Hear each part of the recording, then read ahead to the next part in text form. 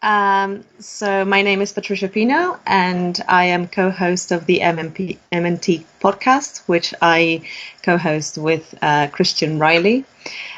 We are MMT activists in the UK, and a lot of us are involved in the Labour Party and other left-wing parties as well, the Green Party and other outside of any parties as well in various movements. And our objectives are to spread knowledge and about how currencies and the economy works, in order for left-wing groups and grassroots organizations to be able to further their objectives with a ground understanding of these concepts. The reason why I wasn't happy about the results is because the people that Keir Starmer surrounds himself with in terms of economic policy are very much still married to a very old understanding of the economic system, which ultimately helps the austerity narrative and the Tory kind of narrative of the economy. So for that reason, I wasn't at all happy, and I have been considering and pondering about what the next step might be, of whether Labour is still the best vehicle to achieve the change that we need to achieve, or whether it would be better to try to work outside the party instead. Yes, and I think that there are two kind of main divisions among the Corbyn supporters that maybe again that they are not sure whether it's better to stay and fight, as they say, or whether it's better to work outside the party. And I think the big kind of the main reason for that is, of course, the first past the post system, and a lot of people see Labour as the only alternative to the Conservatives, and they may well be right. So I completely respect that position of staying and fight no matter what. But at the same time, I think that this is going to be a slow burner. I think that even if any progress can be done inside the party, it's going to be painfully slow, unless we can maybe pair that up with some action outside the party, to which the party then is ultimately forced to react to, and much in the way like, say, UKIP and the Tories did, you know. So maybe there is also an argument for the other side of the supporters to say, you know, at the moment Labour is dead, let's look for other options outside the party. And that this doesn't mean division necessarily of the movement, but it does mean a different way of working together. So MMT is just a description of how currencies work. It is not a policy prescription. It is not this is how we should run the economy. It is this is how it currently works right now. And as such, it is not, we like to say it's politically agnostic, in the sense that it is not inherently supportive of a capitalist system or a socialist system. It really is just the knowledge that you need in order to be able to design the system that you want.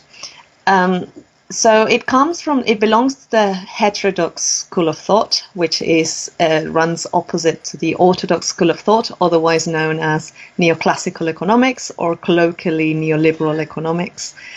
And its basic premises are that, first of all, the states, a nation state that has its own central bank, a floating exchange rate, and that means that its currency is not pegged to another currency or to an asset like gold, and that it has little debt denominated in a foreign currency, can be regarded as monetarily sovereign governments, and these governments issue their own currency, and they have no purely financial constraints on their spending. So they effectively create money as they spend it. The second premise is that all economies and all governments, they face real constraints on their economies. And by real, we need actual material things such as that we produce and consume, such as food, such as machinery, such as technology and labor. And we are, what a nation can do and the kind of standard of living that it can provide its citizens is pretty much determined by the availability of real stuff. So the third premise is that the government's deficit, or what it spends, is everyone else's surplus.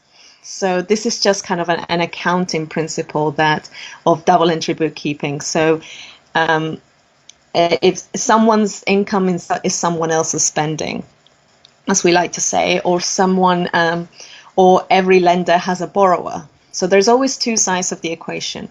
In the financial system as a whole, for the pound sterling, for example, all these operations have to account to zero. So all the surpluses and deficits add up to zero.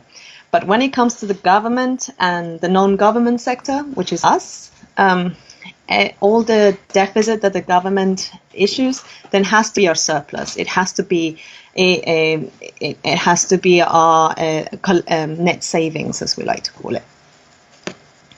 So that's kind of the three basic principles. And I think at this point, when people are told these things about the government not having purely financial constraints, their heads go straight to inflation, Zimbabwe, Venezuela, this has happened. And I think that the problem is that the stories about countries like Venezuela and Zimbabwe and the Weimar Republic in Germany have usually been oversimplified to this kind of just blame government spending for all its problems.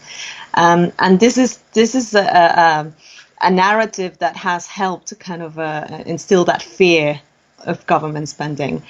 But if you look into detail as what happened in these economies, and you start looking at the fact that their economic problems actually started with real constraints of the real resources and things that they need to produce.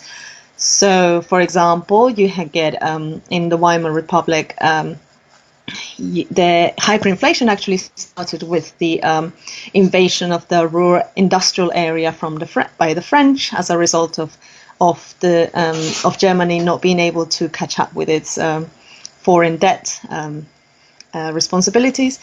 So that kind of immediately took out quite a large part of the production capacity of Germany as a whole. And once you have a collapse of that size, then obviously, if Germany continues to pay the workers as it did, then there wasn't enough real products or real services and goods in order to people to buy with German currency. And that kind of created that inflationary episode.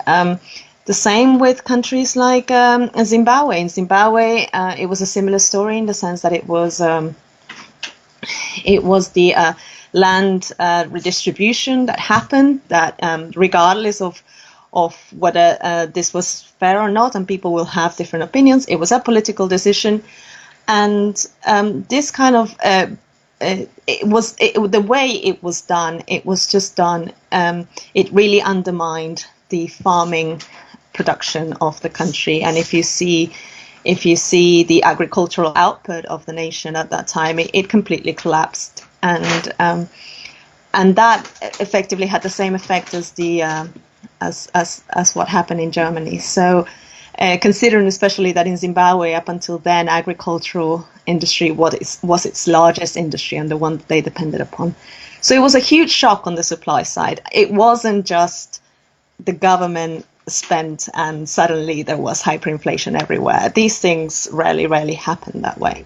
And if you listen to what politicians are saying in the Tory party at the moment, those in charge like the health secretary and the chancellor, they are both saying things like there is, money is no object here. We will do whatever it takes to get us out of this problem. And in many of their policies, like the support for the wages that by the state, they are saying effectively things like there is unlimited funding guaranteed for these things. So it is obvious that they know what the true capacity of the state is. And these are things that MMT has been saying for a while. Of course, there is nervousness from some quarters, and is warranted, as well as some journalists have been pointing out that, who are familiar with the austerity narrative, they have been pointing out, wait, are we going to have to pay this afterwards? And what does that mean? The government has largely been avoiding that question. If you are right now start thinking about what you might need to pay afterwards, then you are obviously going to restrain in some way the actions that you're doing now, and that's going to undermine the government actions. But the reality is also that we don't need to pay this money back, because the government is effectively creating money as it spends. And the government debt is simply an accounting operation where of a result of double entry bookkeeping, where if the government then spends into the economy, then it has to add a minus figure for the equivalent number somewhere within their accounts. And so we don't really, and they are considering things like, for example, the Bank of England recently said that they were going to buy bonds directly from the government, which meant that the government wouldn't have to go through the private sector first, and then the government would do its process of buying bonds from the secondary market instead of directly from the government. So that just kind of goes to show how things work in reality, in a sense, because if they can work that way now, if the central bank can just buy bonds directly from the treasury, then why not do it like that always? And I guess this is also a testing time, because a lot of people would suggest that policies like that are inherently inflationary, and I think they're in for a surprise, or is going to disprove that notion that kind of operation is inflationary. And in fact, what MMT says is that there is no difference between whether you go through the secondary market first or not for treasury bonds, and the central bank buys them. Central bank can buy them directly. The central bank is a branch of government after all, and it has to finance government spending. I mean, the stock market is just it's just an expression of how profitable people think these companies might be, and profit in itself doesn't always run side to side with our public objectives. So, what's good for a healthcare company in terms of profit, if it was private, is not necessarily what's good for the health of the public. So, there is a danger there, and there's always I think they try to portray the stock market as inherently displaying the health of the economy, but there is a lot of ground to say that it actually isn't, and actually it just represents the profit potential of a small section of the economy. So the issue here, I think, is that in the neoclassical school of thought, you have the inherent belief that government should just leave the market to it. Kind of all values created through the capitalist system by private entities, and government can only really kind of absorb what the private sector is doing before spending it into public sector. So within the neoclassical view, government is entirely dependent on the profit of the private sector, or on the success of private companies in order to then provide public services. And what MMT is saying is effectively turning that on its head. It's saying that the government has an active role in employing and ensuring the well-being of its citizens, and creating value for the public, and in pursuing public goals.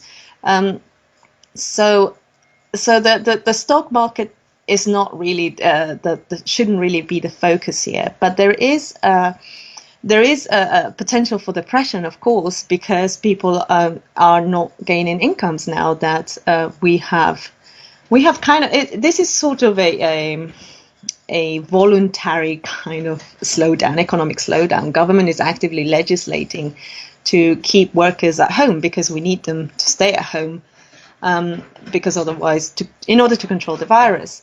So it's the challenge, which is happening right now, is that we're actively, willfully shutting down sections of our economy that we consider to be non-essential.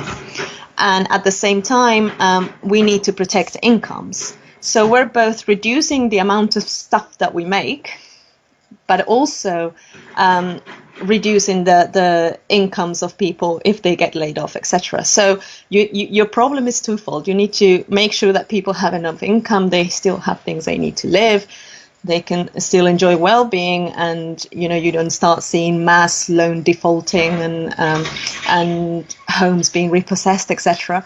But also you need to make sure that you continue in as much as possible and safely to produce the things that we need in order to sustain those workers in their homes or wherever they may be. And so that means that they have to address two sides of the problem. What the government is doing right now, unfortunately, is they're addressing the incomes. They're not doing it full-heartedly, but what they are doing is mostly addressed at the incomes.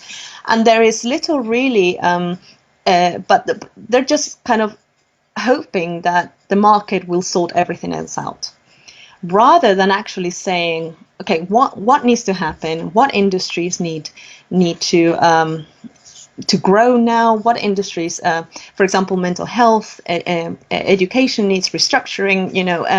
We need to produce masks. We need to produce medical equipment. That also needs addressing. But instead of doing that, they're basically just saying, have this money, not all the money that you could have before, and just kind of let that move through the market, and the market will find a way of sorting itself out. So that's really insufficient. But there is a likelihood that there are dangers with regards to what might happen, for example, to production if certain industries lose too many workers to quarantine. We're already seeing that in the NHS, that a lot of people are being laid off, not laid off, but are being temporarily staying at home, and therefore I think the figure was about 15% or something of doctors and nurses being currently in quarantine. So that has a ripple effect, and the government should have an active role in preventing those things from happening. But at the same time, it needs to guarantee incomes. It needs to make sure people can pay their rents or altogether cancel their rents. And it needs to, otherwise you're going to start seeing mass defaulting, people not paying council taxes, and therefore councils themselves being less able to provide services. And all of that will, basically, you'll see all the dominoes. When the government charges taxes, they destroy the money, effectively. If government spending creates money, then taxing is the opposite operation, and that money is destroyed. So there is no. People like to imagine like there is like this kind of savings account that the government has, and that all the taxes go in there, and then the government, before spending, they look at what they have in taxes and they go, oh no, we can only afford this much. No, that's kind of a household budget understanding of the economy, and is misguided and is very problematic in terms of trying to gain support for public purpose if they think that government is constrained that way. And I think both the right and left use that or believe that this kind of talk of taxpayers' money is actually a positive thing, even though they do it for different things. So the right will mostly use it to say you can't afford public services because we will have to tax you more if we do. And the left use it to say we need to tax the rich so that we can then have public services.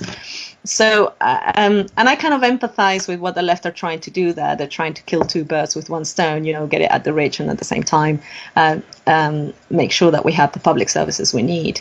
But actually, the narrative itself is problematic because what it's saying is that it's validating something that Thatcher said in the 1970s, and that is that the government has no money of its own, other than the money that people earn themselves.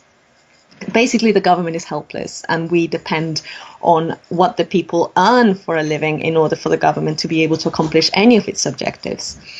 If you have that understanding of the economy, then naturally, I think you're going to assign a sense of virtue to people who earn the most, because you start thinking, well, they are producing more for the country if they are earning the most.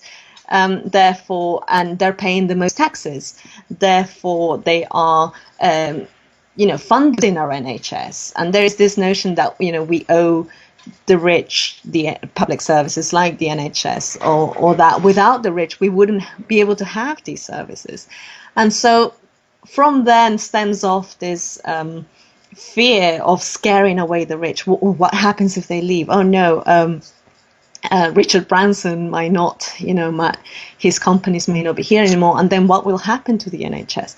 So I think overall the narrative is, Thatcher used it for a reason, and I think it's because she could see that ultimately the narrative elevated the rich, elevated the taxpayer, and diminished government, who is our democracy as flawed as it is. Government is still the best route for collective action that we have, and the best chance for democracy that ordinary people have. So that was her way of undermining that, basically. I mean, when we say that MMT is about the limit to government spending is about how much you can actively produce, there is scope there for disagreement as to what constitutes productive work.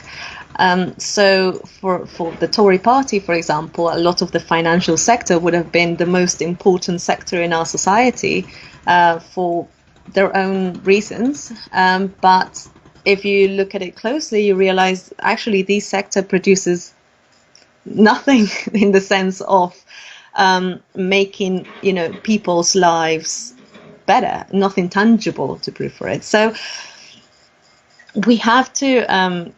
I think the Tory view of the economy is almost like the market, leave the market on its own, and the market decides what constitutes productive and what is valuable to us. Whereas the MMT view would be more like actually what is valuable, or what we want to, what things that we want in our economy are about democracy and are about what the government's objectives are. And that in itself is influenced by culture, is influenced by many things, by current political status. So I don't think that's going to be necessarily, MMT, as I said earlier on, that it's politically agnostic. And I think that a lot of people within the Tory party already understand a lot of aspects of how the economy actually works. Otherwise, Hancock and the Chancellor wouldn't be saying that there is unlimited funding. But they will still exploit this idea of a household budget when it's politically convenient to do so, because they know that their economic priorities, it would be very difficult to sell otherwise. How do you sell the fact that, there shouldn't be a public NHS and it should all be privatized unless you claim that you can't afford it? There's only really that. So I think what I'm hoping for MMT to do in terms of kind of the political effect that it might have is not so much that suddenly everybody would be left wing and everybody would and our priorities would change, but it would at the very least expose the ideologies of either party for all to see. It would expose the Tory support for private enterprise, and people would be able to see through them straight away when they claim to support the NHS while doing everything to undermine it. And at the same time, it would show that a lot of the Labour policies that we had at the last election were actually guided by sound economics, even though there was so much scaremongering around it. That we are limited by what we have. So employment is our most precious resource. Labour is our most precious resource. And that means that the government is limited by the people who are available to work in providing the services that the government wants to provide.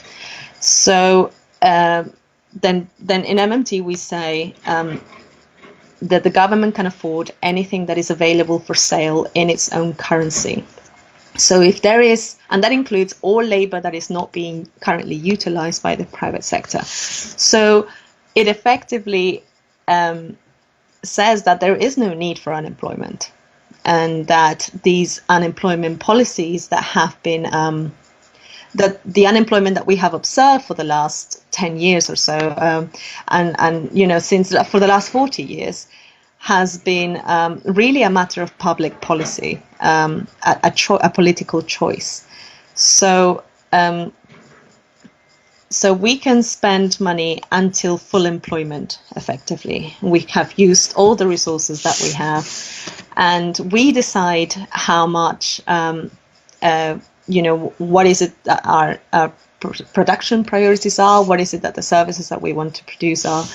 But also, if the government then decides, because you can have full employment, but you can have either 80% of your employment workforce being employed by the private sector, or you can have 20% of the workforce being employed by the private sector. So there are, you know, you can still have different sizes to the state on full employment scenarios, but we then have to. So the way that the government may want to increase its take of the employment workforce would be done by increasing taxes.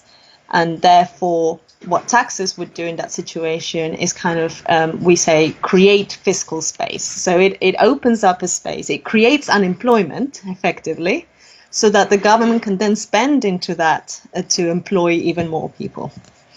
So that's kind of the idea about it, that we are just constrained by the real resources that we have in our economy.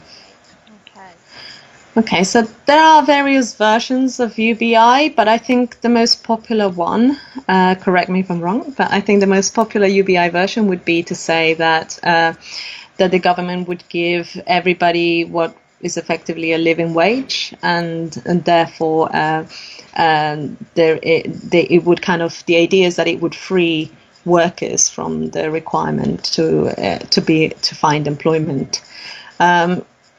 So there are various problems with that, but the underlying, I guess the underlying idea is that there are shared objectives, in the sense that both the job guarantee and the UBI, both groups are kind of, they want to ensure that everybody has a decent income and that everybody can afford to live a decent life, and that doesn't just mean basic food and housing. It also means social participation, entertainment, holidays, etc.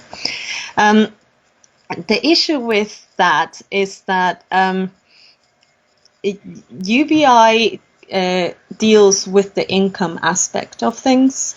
It doesn't deal so much with the production aspect of things. So a job guarantee is effectively connecting government spending to productive outcomes.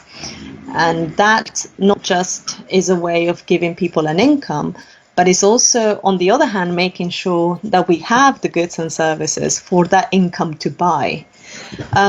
So it's, as a result, there is the risk of inflation with a job guarantee is much lower than the risk of inflation through UBI. And people say that, okay, well, if I receive the UBI, then a lot more people may be entrepreneurs and a lot of people may do these things. But there's, you also are restricting the government's ability to organize these resources in the interest of the public good. You are relying entirely on the market again to kind of resolve itself and kind of find the way to provide these things for society. And the other thing is that the UBI, I mean, some people, yes, sure, they'll become entrepreneurs. Some people can find employment. But UBI also doesn't deal with doesn't guarantee everybody employment. And there is value in employment beyond the income that we get. There has been studies, for example, showing that employment is associated with mental health, that it gives community cohesion, that it helps us feel more integrated with our communities, and also more, as a result of that, more increased political participation. So it's generally just good for your well-being, good for democracy, but also this UBI doesn't actually resolve that problem. Some people may still be able to find work, and some people may become entrepreneurs, but there will still be a minority who want a job, who cannot get a job. So the job guarantee option, what it effectively does is it wants people to recognize that everybody who wants to work and can work should have a right to a job, and they should have a right to participate in the production processes of the community that they find themselves in. And so, and at the same time, this gives them the opportunity to gain an income which is what we call socially inclusive. So it's not just a living wage; it's also all sorts of benefits, holidays, as well as entertainment. Whatever. To be honest, the level of income is really whatever we as a society decide should be the minimum acceptable standard of living that we should accept in our communities. And so as a result, that's the main reason why we prefer the job guarantee, that the UBI doesn't actually resolve the problem and actually still says that the government cannot resolve the unemployment problem. There are other issues with it, but I think that there is this idea about us becoming kind of a post-work society. And there is this vision, but I think that is very easy to call yourself a post-work society if then you're importing all your goods that workers in other economies are creating, and who cannot have a post-work society. There are other benefits in that for example, if we accept that the goods that we need to produce and the services that we need to produce as a society so that people can lead happy lives and fulfilling lives are everyone's responsibility, then you accept that we can share that burden equitably, and that could lead, for example, to a reduction in work hours for everybody. So you could achieve things like the 4-day work week, and yet have everybody in employment, but just everybody working a little less. So these kind of things then become possible with a job guarantee. With a UBI, I fear that the pool of people who would still not have access to a job and yet are in receipt of a UBI, they are likely to be demonized in the same way that we've seen benefit receivers demonized over the last few decades. So you'd still have that division. That's another reason why I prefer the job guarantee to UBI. More thing. Yeah. Within the MMT community, there are various views as well with regards to whether it might be possible, for example, to mix a UBI with a job guarantee, or mix a basic income, which is not universal but would be given to people who are not taking the job guarantee.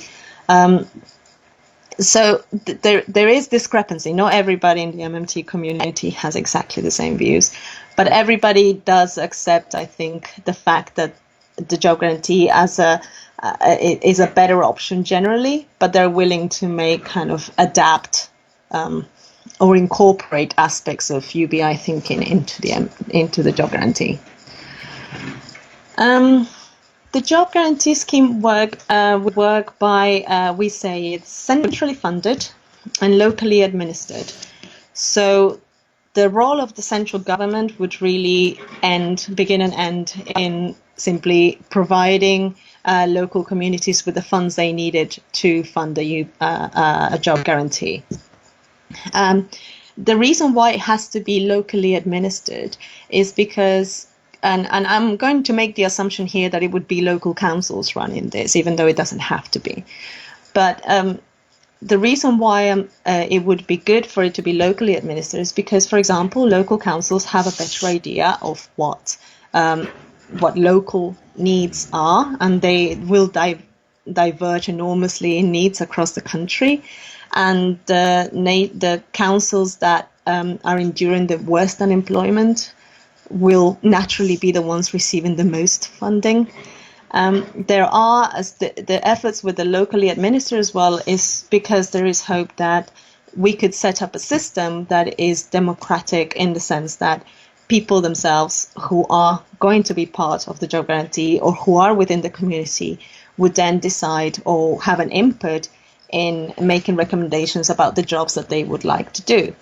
And this could be done simple by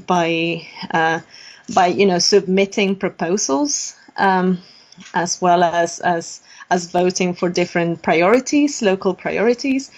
But also, for example, if you are yourself somebody who suddenly says, well, I'd like to take a job guarantee. What job?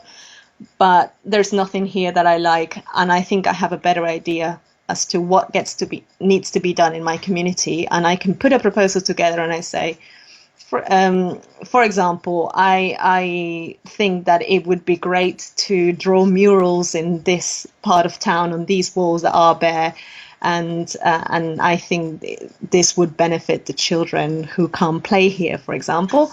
And he said, well, I can do it, and I can do it in this time. Then they can submit their own proposals, and you can then have a sort of kind of social entrepreneurship approach to it.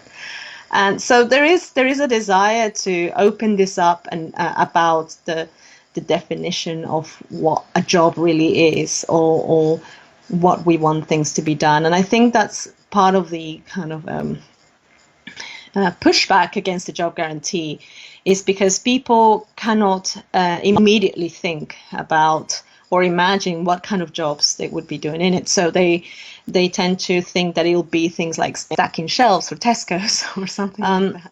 But actually, once you actually start thinking about it and ask people what services would you like within your community, you'll find that there is a ton of things that people would like more things to get done, and they start identifying things. Actually, it would be nice if somebody did this. Actually, it would be nice if somebody did that.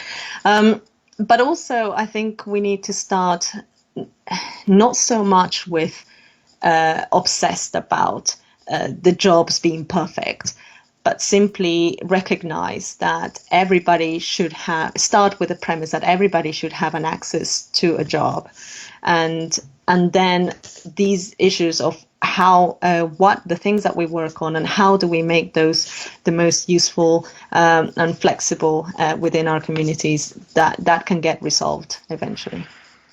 I mean, in as much as MMT is what we, is how the things work now, then MMT is compatible with what we have at the moment. MMT is also compatible with a system where the government has a much larger role. And it really is just about the legislative framework and regulatory framework that the government decides on, and hopefully through democratic means. So yes, I mean, we could have a system that is like the one that we currently have, which is very, very, there is so much abuse, and there is so much exploitation, and there's a lot of suffering. And as still have the currency work in the way that MMT works, or we could have we could make use of the knowledge of MMT to then set up a system where actually we nationalize things like the pensions.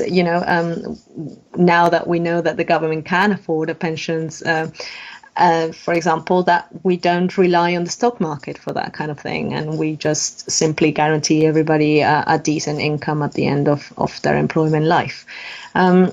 So that aspect of things, and then or we can start thinking then about, for example, what kind of services as a minimum we want to guarantee citizens. Like we could guarantee everybody a house, we could guarantee everybody a minimum basket of food.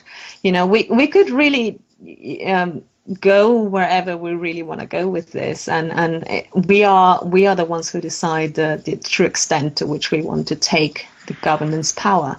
But you will also, this has to be decided by democratic means, and you will always have that group in society who will fight for, more private enterprise and less government involvement.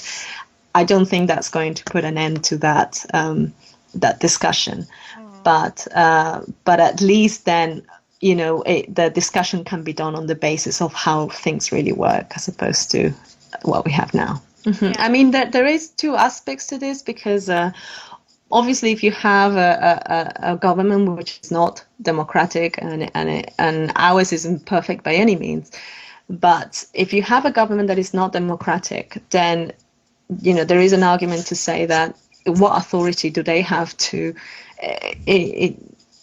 introduce themselves into private lives? But when in a situation where you have a government that is democratic, or in the process of getting democratic, then you can say that the distinction is really about how much, the balance in between individual rights or individual freedoms versus a collective freedom to society and a collective means of organizing. So, and it will always be a matter of debate as to on one side or what side that falls in. But I think at the very least, in terms of socialist principles, we can really make a case for public ownership when we understand the true power of the state currency, and that governments can create value. Comment on what people are seeing right now on the politics, and highlight that that things already work in this way. There has been a huge effort, and I'm a late comer to it. I've been involved in this for maybe about 5 years, but the academics that have been involved in it have been doing this for the last 3 decades. It has been a really slow burner, and it really feels that we're at the end of it, and that things are picking up a lot, partly because of the crisis. Sadly, it's not nice to say, but crises do push governments to the limits of what is possible. The same thing happened during World War II.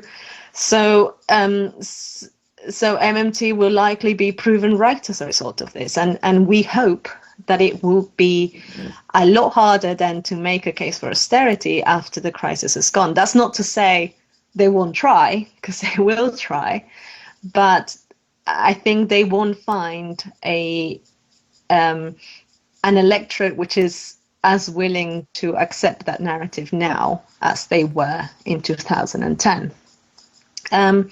But that depends a lot about us and disseminating this knowledge, and mostly kind of making people understand what MMT is, but also how it would help them achieve their objectives, or how does it reflect on their political priorities and on what it means for that.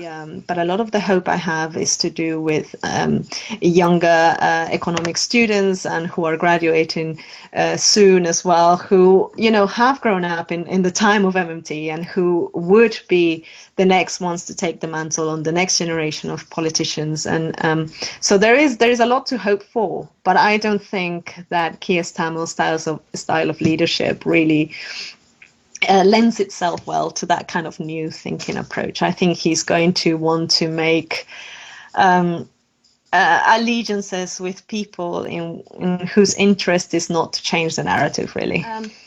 I think that we have an account called the @MMT podcast account on Twitter. If usually either myself or Christian will respond to any questions people will have. There is also an organization in the UK called the Gower Initiative for Modern Money Studies, and they are a fantastic group of women who dedicate themselves solely to the dissemination of MMT knowledge in the UK. A lot of them are well-seasoned activists for the NHS and other causes, and they have a great collection of sources, of academic sources for people who really want to get into it, into the kind of nitty-gritty of it. But myself and Christian, we in the MMT podcast, we usually focus on kind of the newcomers and just trying to explain things to people, to lay people who may not have any previous kind of understanding of economics, for that matter. So I think that's a good side. There's the GIMS website, Gower Initiative for Modern Money Studies. The website is gimms.org.uk, so gims.org.uk, and just tweet the MMT podcast for any questions you might have.